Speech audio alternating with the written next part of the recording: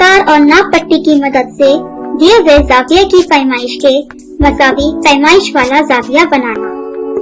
नीचे की शक्ल में जाविया ABC को देखिए। इस जाविया ABC के बराबर जाविया PQR बनाइए।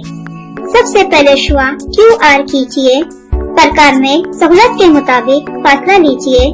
प्रकार का नुकदार सिरा जाविया ABC के राशि नुक्ता B पर रखिए और शुआ BA और शुआ BC को कता करने वाला कॉस खींचकर इनके नुक्ता तकाते का नाम D और E रखिए।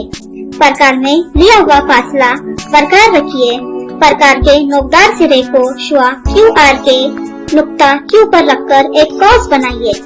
ये कॉस शुआ QR को जिस नुक्ते पर कता करता है इस नुक्ते का नाम T रखिए।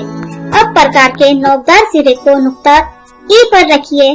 प्रकार में इतना फासला लीजिए कि प्रकार की पेंसिल वाला सिरा D पर पड़े।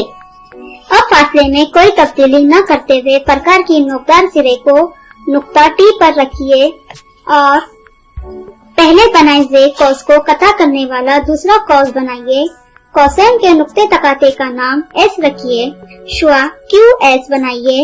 इस शुआ में शक्ल के मुताबिक नुक्ता P लीजिए। इस तरह बनने वाला जाविया PQR दिए हुए जाविया ABC के बराबर है। आप चाहे तो चांदे की मदद से इस बात की तस्दीक कर सकते हैं।